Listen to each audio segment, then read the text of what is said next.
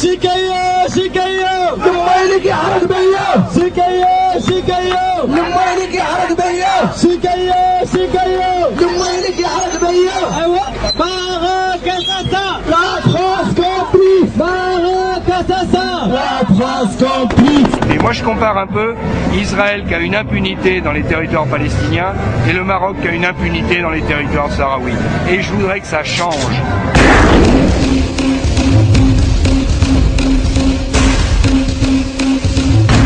On est là en fait parce que nous sommes sahraouis et en fait c'est une marche dans laquelle les sahraouis du Sahara occidental notamment participent. On est là pour soutenir dans un premier temps les sahraouis et d'une autre part pour essayer de sensibiliser la population française. Et c'est le seul moyen qu'on a, étant donné que dans les médias français on n'entend absolument pas parler de Quelles sont vos revendications? Les revendications en fait qu'on a, les principales, c'est l'autodétermination pour le peuple sahraoui. C'est-à-dire qu'on veut absolument l'indépendance, on veut que la France cesse de soutenir la monarchie marocaine qui empiète sur les libertés des Sahraouis et qui empêche justement que le conflit du Sahara occidental soit résolu. Et est-ce qu'on peut parler de colonialisme? On parle de colonialisme, on parle d'impérialisme, on parle de tout ça. Tous ces adjectifs sont employés en fait pour décrire le conflit du Sahara occidental. Donc récemment, j'ai vu que les États-Unis ont un peu changé leur... Malheureusement, ils ont changé au dernier moment. Je pense qu'ils ont dû subir des pressions venant de la monarchie marocaine et il fallait s'y attendre. C'était et la position de François Hollande sur le Sahara occidental Eh bien écoutez, la politique de François Hollande est totalement hypocrite. Je me permets de dire ça parce que la France mène une politique de deux poids, deux mesures. C'est-à-dire que dans un premier temps, elle soutient les droits de l'homme et quand il s'agit du Sahara occidental, elle ferme littéralement les yeux. Et pour quelle raison à votre avis? Il n'y a qu'une seule raison, c'est les intérêts économiques. Que ce soit la droite ou la gauche au pouvoir, les intérêts économiques ne changent pas et forcément, étant donné qu'il y a du pétrole, du phosphate...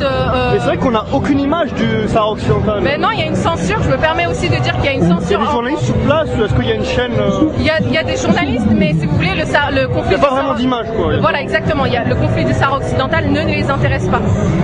Tout simplement. Qu'espérez-vous à l'avenir? Avant tout, déjà ici en France, une médiatisation du conflit. On souhaite que le gouvernement français change ses positions concernant la question du Sahara occidental et on veut absolument l'indépendance du Sahara occidental, tout simplement.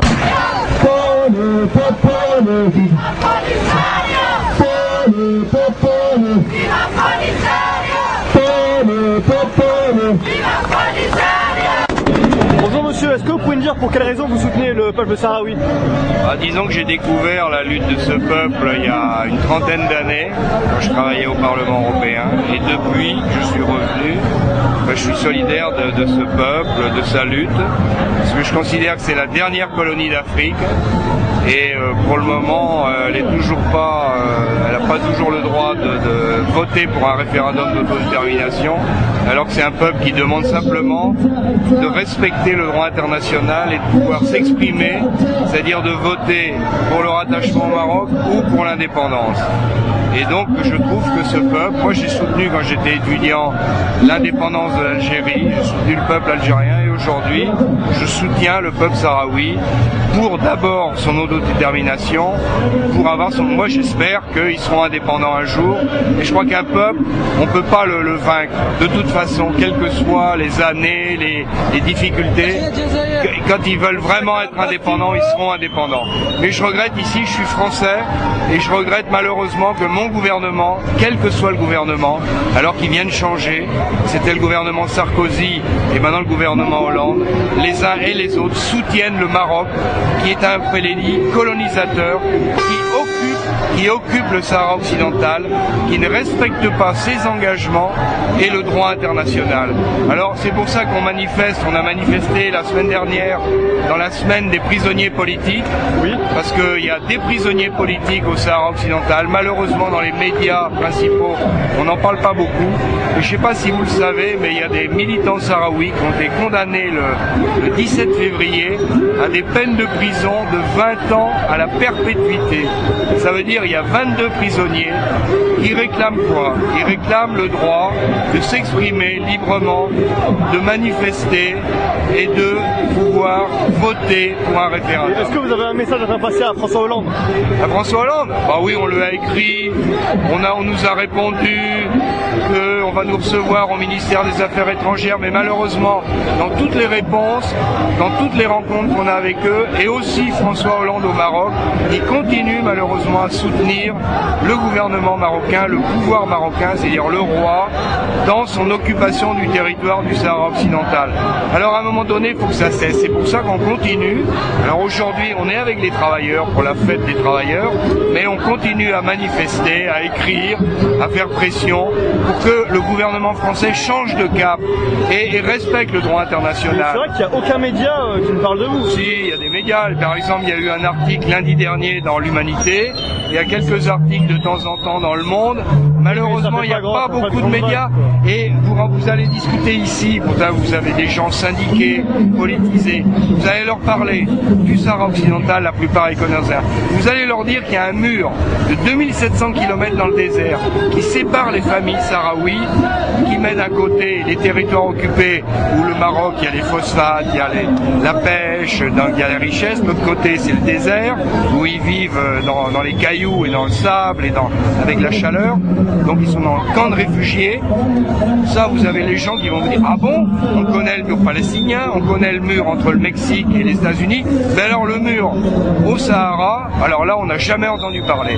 Malheureusement ça existe, 2700 km construits par le Maroc avec l'aide de la France et d'Israël et des États-Unis. Vous voyez, il y a besoin, moi je vous remercie, c'est d'informer l'opinion publique, parce que si l'opinion publique française était mieux informée, elle ferait pression sur le gouvernement, sur les élus, sur les députés, sur les conseillers régionaux, voilà, pour que enfin le gouvernement, disons, ait une position plus neutre, au moins arrête de soutenir le Maroc. Le Maroc aujourd'hui se sent en impunité. Vous voyez, il y a eu un vote il n'y a pas longtemps à l'ONU, le 25 avril. Les Américains ont proposé qu'il y ait un mécanisme dans le cadre de la mission des Nations Unies pour surveiller les droits de l'homme au Sahara occidental. Le Maroc, soutenu par la France, a réussi à empêcher ce vote à l'ONU. C'est-à-dire que on ne peut pas qu'il n'y ait pas un mécanisme indépendant, permanent, impartial dans les territoires occupés pour que la population sahraoui au moins soit protégée. Ce vote a eu lieu le 25 avril. Le 27 avril, à El Ayoun, dans les territoires occupés, il y a eu une manifestation de jeunes sahraouis. Il y avait des femmes, des jeunes. Il y a eu un tabassage, il y a eu des dizaines de blessés. Vous voyez la réponse. Le Maroc, il se sent, pour lui, le vote de l'ONU, c'était comme un feu vert. C'est-à-dire, il se sent... il fait ce qu'il veut, c'est-à-dire comme une impunité. Moi, je compare un peu Israël qui a une impunité dans les territoires palestiniens et le Maroc qui a une impunité dans les territoires sahraouis. Et je voudrais que ça change. Donc, on va continuer à se battre d'un point de vue auprès de l'ONU. Pourtant, il y a de nombreuses associations sur la Palestine, en solidarité avec la Palestine, etc. Mais sur le Sahara occidental, il n'y en a pas vraiment. Si, il y a beaucoup d'associations, mais on n'en parle pas. Vous voyez ici, vous avez les associations des Sahraouis en France. Elles sont beaucoup moins nombreuses. Mais il y a aussi, oui, bien sûr, mais quand la cause n'est pas diffusée, on a du mal à mobiliser. Mais vous voyez, moi je m'occupe d'une association qui a été créée en décembre 2005, qui s'appelle le Corelso, le Comité pour les libertés et les droits humains au Sahara occidental, qui est franco-sahraoui. Il y a des Français et des Sahraouis dedans. Il y a l'association des Amis de la République sahraoui, qui est une vieille association créée en 1976, où nous avons créé depuis octobre 2010 une plateforme de solidarité avec le peuple sahraoui qui regroupe aujourd'hui près de 30 associations. Les associations de soutien à la cause sahraoui, des associations des droits de l'homme, mais aussi d'autres associations comme le MRAP, comme le CCFD, comme Survie, comme Femmes Solidaires. Mais vous voyez, bien sûr, mais nous on agit à notre niveau. On interpelle les gouvernements, on interpelle les élus, on écrit, on fait des colloques. Et le Sahara occidental, il est soutenu par l'Algérie. C'est-à-dire que l'Algérie l'a accueilli. Ils étaient chassés par le Maroc sous les bombes, le napalm. Ils ont accueilli dans un camp de réfugiés dans le désert. Les Algériens nous ont accueillis. Et les Algériens, effectivement, les soutiennent, parce que les Algériens se sont battus pour leur indépendance.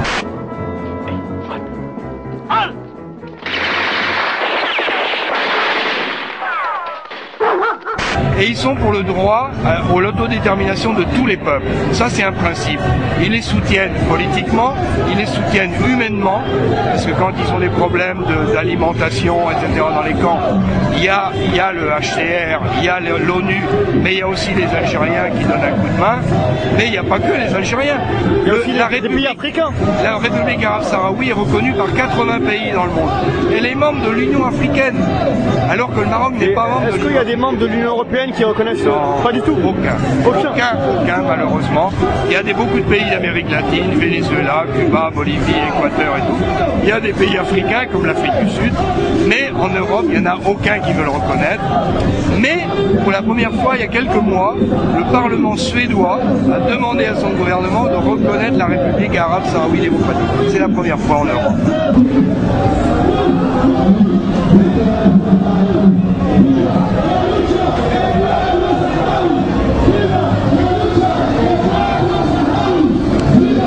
Bonjour madame. C'est la campagne pour libérer les prisonniers politiques sahraouis. Est-ce que vous pouvez dire quel est votre message? Eh bien que la France appuie d'une part la demande d'extension du mandat de la MINURSO, de la force onusienne au Sahara occidental sur le respect des droits de l'homme, et d'autre part qu'elle cesse de soutenir le Maroc dans son refus d'organiser le référendum sur le droit de l'autodétermination du peuple sahraoui. D'accord, je vous remercie madame. De rien. Viva Sahara. Un message monsieur en arabe. En arabe. تحية الجبهة. اطلاق سراح المعتقلين السياسيين وتحية الجبهة. صحة صحة يحفظك. صحة خويا. Monsieur, vous avez un message à dire en arabe? Comment? Un message à dire en arabe? Oui oui. Quel est votre message? بالعربية. بالعربية. ميساج ارسل رسالة إلى كافة الشعوب المتضامنة مع الشعب الصحراوي على أنهم يشوفوا مناطق الصحراء الغربية المحتلة طرف المغاربة، على أن فيه اضطهادات، فيه ضرب نساء، فيه ضرب أطفال، مجيء حقوق الإنسان، من أجل التعبير عن الرأي الحر. ولهذا ندعو جميع السلطات الفرنسية خاصة على أنها ولو تنظر ولو نظرة بسيطة إلى حق هؤلاء. وشكرا.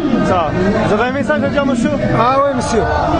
السلام عليكم ورحمة الله. احنا هنا جينا الشعب الصحراوي بمناسبة الاحتفال بأول ماي ندوا بالخروقات لحقوق الإنسان اللي تقوم بها السلطات المغربية في المناطق المحتلة من الصحراء الغربية، وجينا كذلك باش نوصلوا رسالة خصوصا للحكومة الفرنسية التي تدعم باستمرار المغرب على همشيته وعلى تعامله مع الشعب الصحراوي، ونطالب بتقرير مصير الشعب الصحراوي وإطلاق سراح كل المعتقلين الصحراويين بما فيهم معتقلي بديمزيك وكل مناضلي الرأي العام العالمي وكل الوطن أو الشعب. إلى الأمام إلى الأمام إلى الأمام إلى الأمام، ويا ثوار الحرية يا ثوار الحرية، ولن نخاف لن نهاب لن نخاف لن نهاب.